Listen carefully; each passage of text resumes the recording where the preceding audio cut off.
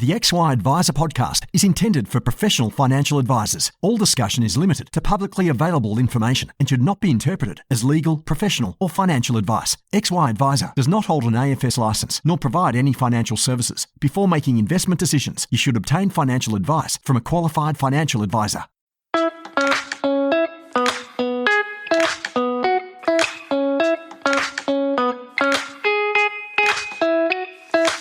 Ben Nash here. I'm a co-founder at XY Advisor and founder of financial advice business Pivot Wealth. My business baby I started from scratch a bit over 6 years ago.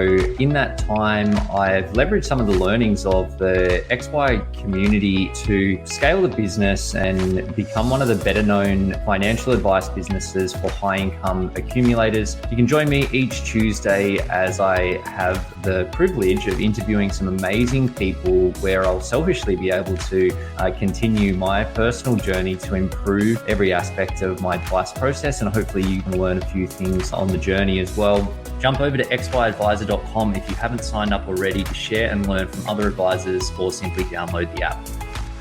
Advice Intelligence is the market leader in goals-based advice technology. Offering clients an end-to-end financial planning software solution, AI unleashes the true power of advice by providing a new world of advice software to enable planners to work smarter, not harder. Delivering financial advice in a way that's inspiring, cost-effective, and scalable. AI makes it easy for advisors to have enriched and engaged conversations with clients so they can solve their problems and explore future possibilities together.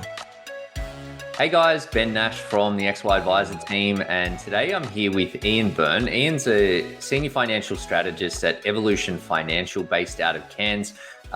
Ian has a super long career in financial advice, which I'll let him explain. I'm sure he does a better job than me, and took out the 2021 Regional Advisor of the Year through the IFA Awards, as well as named as a finalist for a bunch of others as well.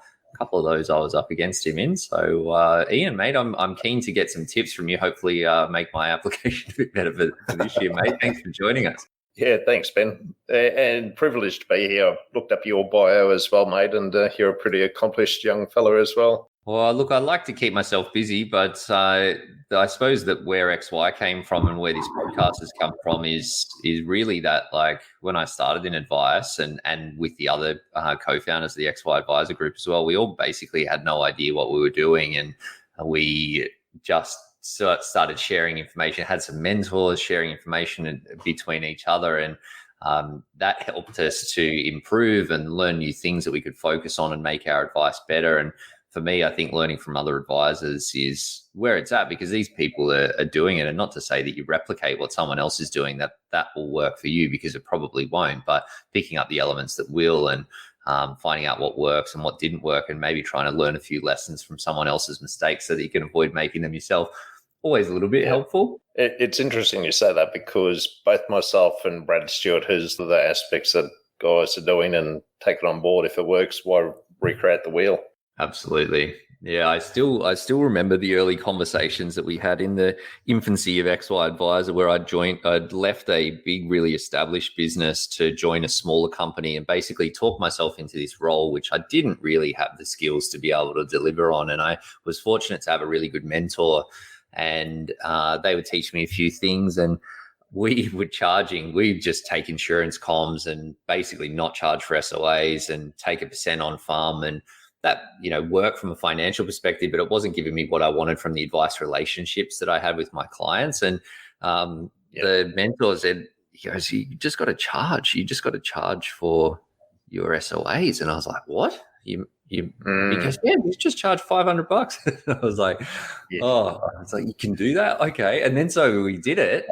And then we were sharing in this, it was the XY, that group. And I was like, wow, I did this and I charged $500 this SOA. And they're like, whoa, and then we just started, and then it was just incremental things from there. So I'm certainly not too proud to say that everything that I've learned from someone else that's done it more and better than me. Yeah.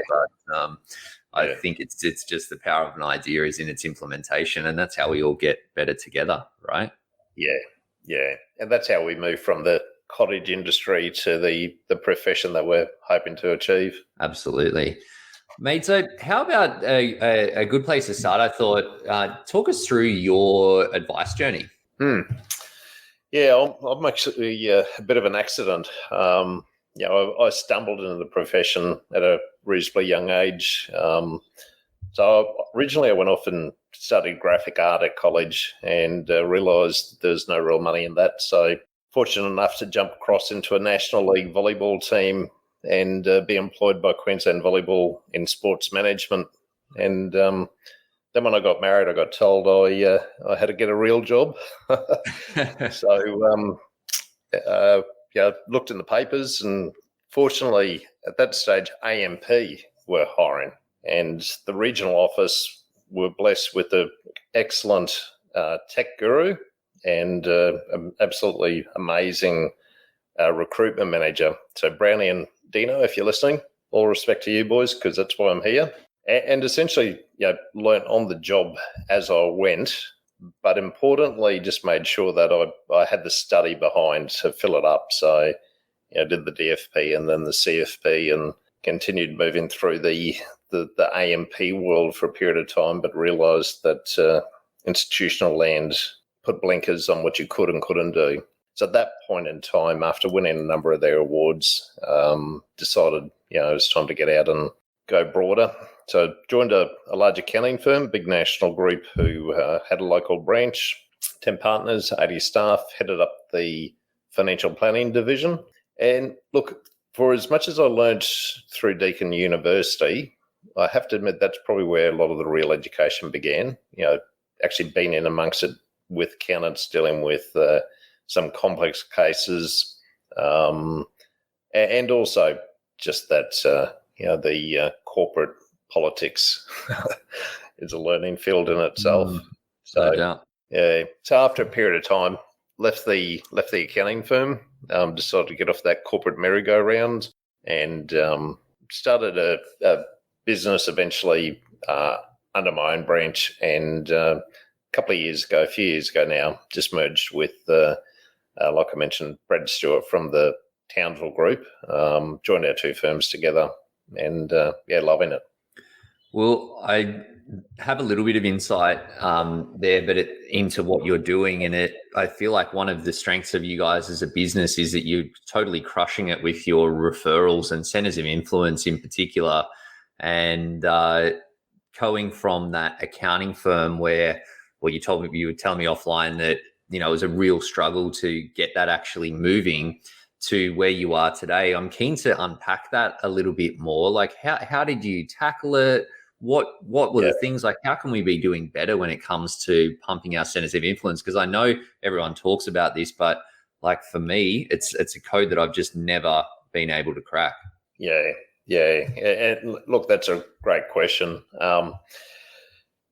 I suppose the first thing you got to realise is particularly accountants are a different species altogether. They're very cautious about the fact that while they're relatively great in regards to taxation and structures and planning from that perspective, when it comes to actual financial planning, to a large degree, most of them don't have any real knowledge, but they obviously don't want clients to be aware of that. So the first thing you've got to do is, I suppose, prove that you're not going to be a threat, that you're not going to expose aspects that they may not know. And I can hear you asking the question, that's fine, but how do you actually even get to that stage first? We've found in the past, by actually making a few referrals to a firm, to an accounting firm first, and then following it up with a letter or an email or a quick phone conversation saying, hey, look, heard great things about you, send a few clients across to you, keen to catch up for a lunch or a coffee at some stage, let me know if you're free. I mean, who's going to knock that back, right? So if you want a referral initially, you got to prove that you've got some kind of value to give. And particularly with the new relationship with an accounting firm, we tend to baby them in the fact that they'll get a copy of our file notes, they'll get a copy of the statement of advice, they'll get a summarised version as well. And throughout the statement of advice, if it's relevant, we'll actually mention the accounting firm a number of times as well. So that way they see that, hey, these guys know what they're doing. They're not all about the glory. They're about giving the right type of advice. And professionally, they look good by making that referral across to you as well. I love that. I think it makes sense. And particularly if obviously you do your due diligence beforehand, but for any good advice business, it's like those accounting referrals, like you need that as a solution anyway. It's hard to find good accounting practices that will look after your clients. And I don't think our clients really have massively high expectations of accounting because not a lot of good players particularly in the individual PAYG type space as well. So I like it as opposed to just that cold email and trying to drum something up that way, get some runs on the board and go from there. Yeah. It's also, Ben, it's also about making sure the accounting firms that you want as referral partners or centers of influence or basically just professional partners, they align with the types of clients that you're chasing or your ideal clients, but also from perspective of having the same ethics and culture fit and all the rest of it. We tend to find, look, the guys who deal in that high net worth area, have great reputation, can be very serious, can work very hard, but by the same token, know how to enjoy themselves and relax and actually have a bit of humour. That's the group that we love working with. Yeah, I like it because that's the other thing that we've really struggled with, that you get referred then clients in that don't fit the mold, and you sort of feel like because they've come from a relationship with a partner that you want to make sure that person is really happy so that the referral partner is happy, but it sometimes ends up being non-commercial, which can be an issue. How have you gone about ensuring that you do get a good amount of sort of lead flow back from the partners once you do establish that relationship? So we run a few things with our accountants throughout the year. Probably the main one that we do is like a education seminar where we host it at our expense. We'll either run the sessions or we'll actually get in very qualified speakers, from estate planning lawyers or taxation specialists, and essentially put them in an environment where we're adding value to them having their bums off their office seat. Because, again, you've got to bear in mind, these guys charge in 6-minute increments mostly. So if you're trying to take the partners out of a accounting firm plus potentially some of their better professional staff, they can't help but add up the cost of that. So you've always got to be conscious of adding value back the other way. Make sure that you throw on, morning tea or afternoon tea or something after it so you can do the meet and greet and the talk and all the rest of it. But again, it does also help if you've got one or two clients that you can refer reasonably quickly after that, that seminar, etc., because then they're seeing value on value on value. Yes. And we organise, I'd like to say monthly meetings, but that's probably a bit of a stretch. It's probably more 4 meetings a year where we sit down with the accountants in their office for about an hour, hour and a half, and run through our WIP. So any common clients that we may have, run through where we're at with them. But also importantly, even if we don't have any common clients at that point in time, because it's a new relationship, talk about very topical aspects that are common across both our professions. And again, once the guys start seeing, hey, this guy's not an idiot, he knows what he's talking about, he's speaking the language I talk, he can relax enough and have a bit of a joke without being a fool. It's amazing, the guards start coming down. And once you crack that nut and you can get a few of these people in the same room at the same time, it's amazing the kudos that you actually get from that cross-pollination. And so do you just set the expectations at the front end of the relationship that you will be doing those 4 meetings a year? Is that how you get there? Yeah, definitely. Look, because one of the things we're very focused on is it's a professional relationship. Even though as time goes on, Normally you develop a friendship, so you might throw in some social activities.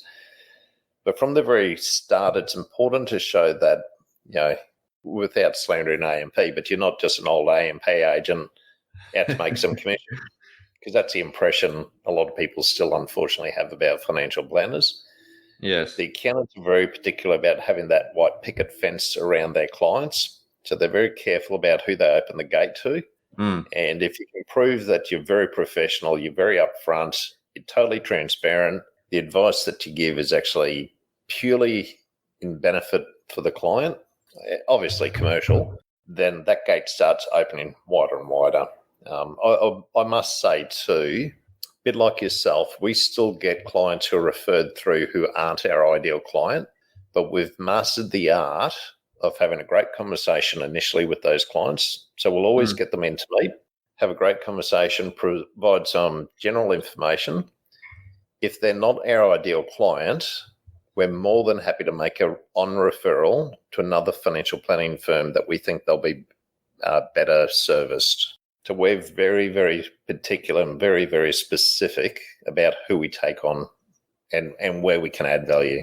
Yeah, and I think you have to be these days if you want to have a commercial business for sure. So that makes a lot of sense. Ian, what have been the biggest shifts for you as an advisor and with what you're doing in business? Tell you what hasn't been a big shift.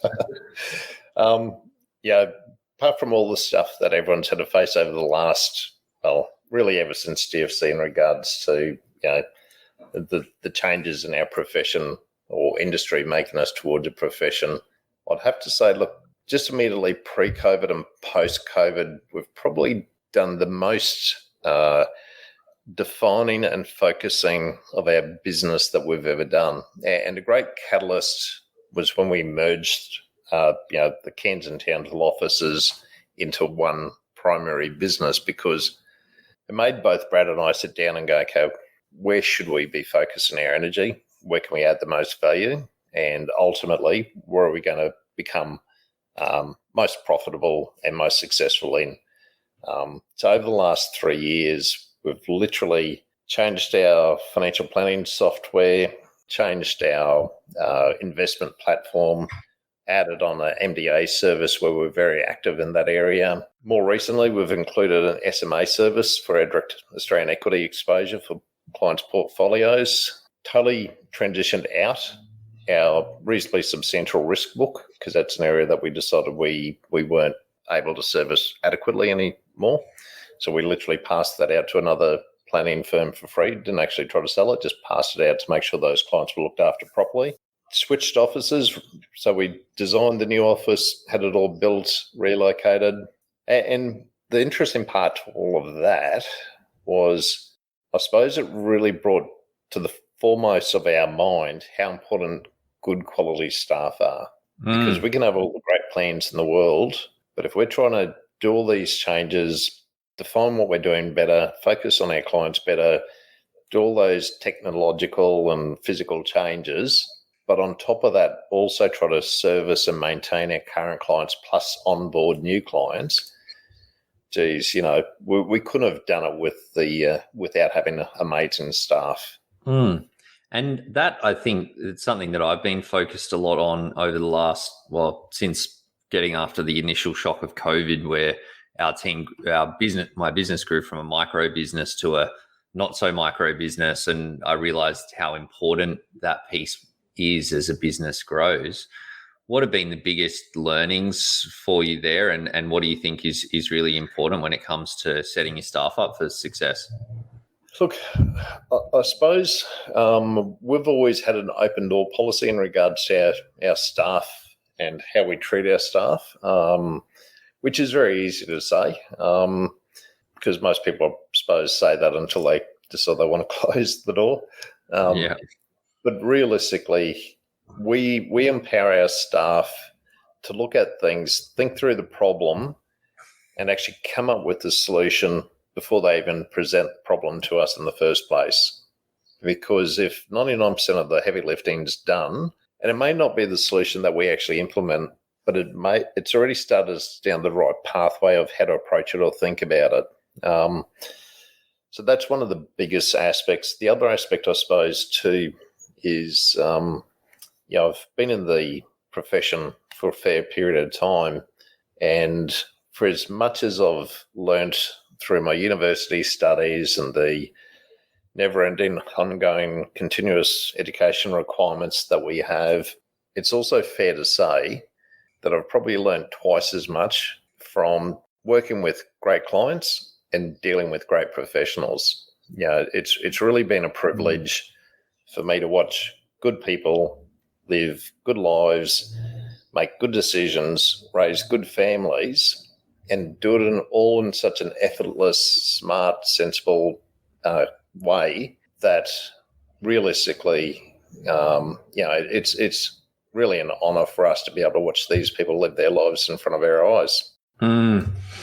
For us, I've been lucky to work with a few quite successful business owners, and I've found that some of the learnings that I've picked up from them have given me like better tips than all the coaches and all the work that we've done and the reading internally as well. Because I think, like sort of what we were talking about at the start, that when you've got someone that's done it before and learnt those lessons, that you can sort of pick up a few things that can stop you from having to avoid some of the mistakes on your own. Yeah. And look, our profession, we've always got to guard against the inherent arrogance that we can allow to build up within us, a bit like the teaching profession, and hopefully if you have any teachers as listeners, they don't get offended. But the one thing that I find amongst them is they tend to preach. They don't tend to talk or listen. They're so used to being in front of the class and instructing or teaching that becomes ingrained. And because as advisors, we tend to have the answers for the clients. So you've really got to train yourself to actually look at the clients in a different way to find out what you can actually learn from them. And when you think about it, how amazing. If you're dealing with successful clients and successful professionals, accountants and legal advisors, that's like someone's opened the playbook in front of you and said, here's the roadmap. How foolish would you be not to be studying that in depth? Yeah, absolutely. It makes a lot of sense. I hope my mum isn't listening because she's a teacher for 30 odd years and she might get offended as well. But sorry, Mrs. Nash. Mate, what's coming up for you guys? What are you focused on today? Today,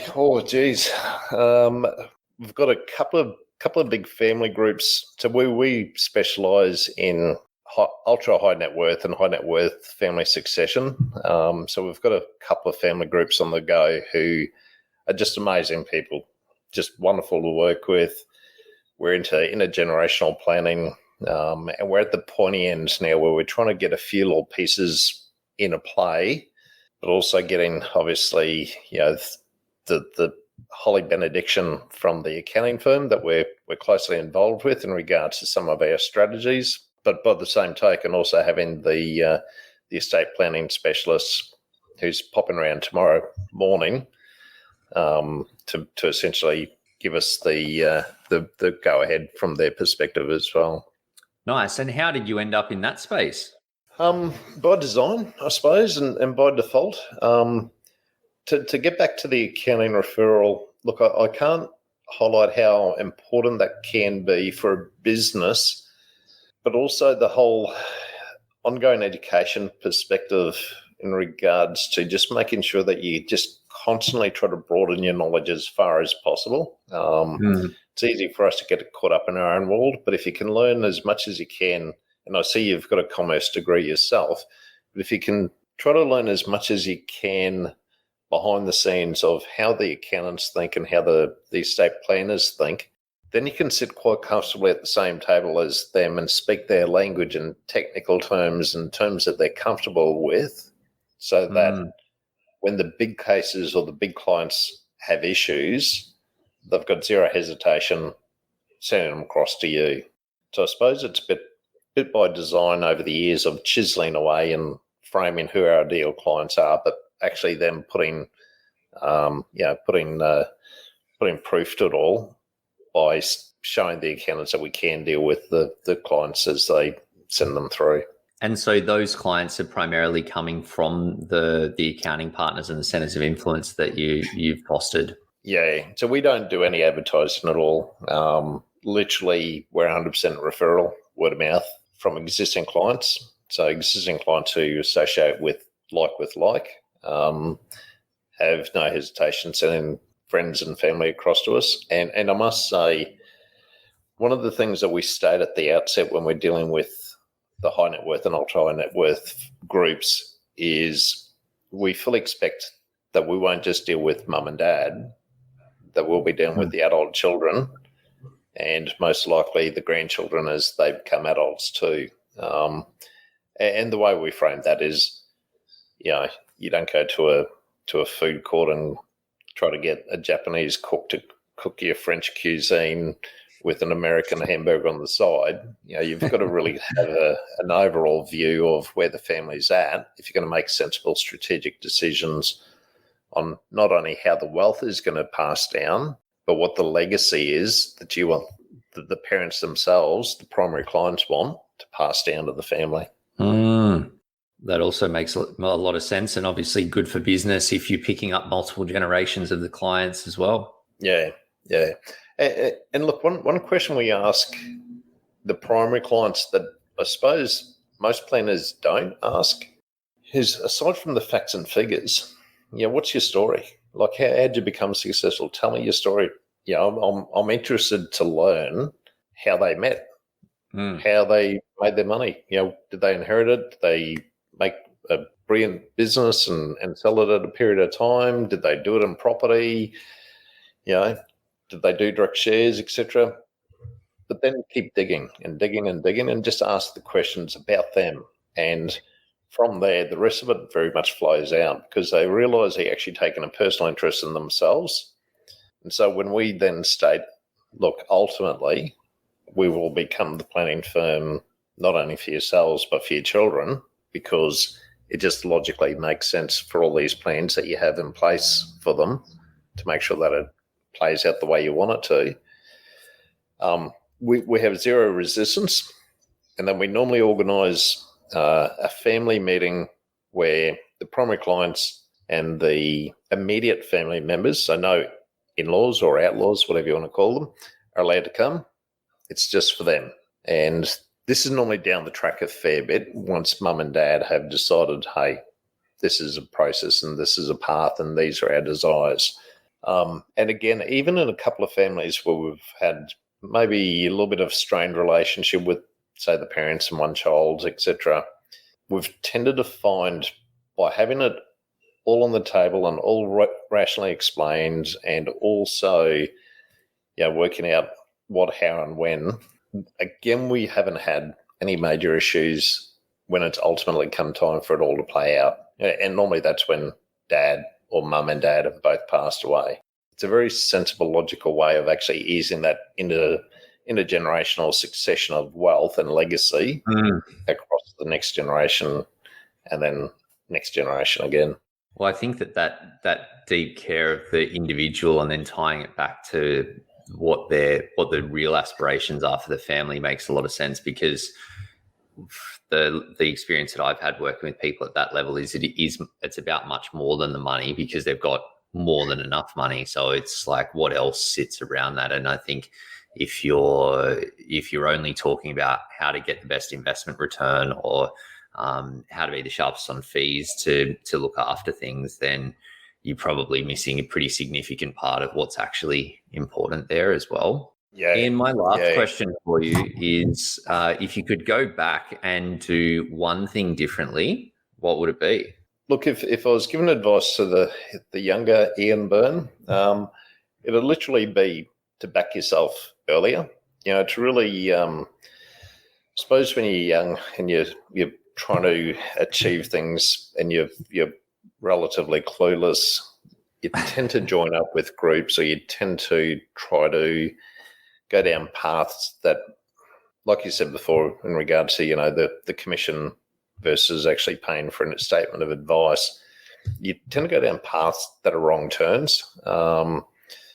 Definitely when I first left the accounting firm and joined another organisation where midst of the GFC, the two business partners I was with at the time were talking about buying new Mercedes, and we'd just literally said to the staff there were no pay rises. I look back at aspects like that and go, yep, they look good learning experiences, but realistically, geez, I probably wasted a good 3 years of my life where I could have actually gotten on the road by myself earlier if I just backed myself a bit earlier. So, yeah, that's the aspect, I suppose, that if you're a young financial planner starting out, really have a focus on what it is you want to be doing, who you want to be doing it with, and ultimately how you're going to do it.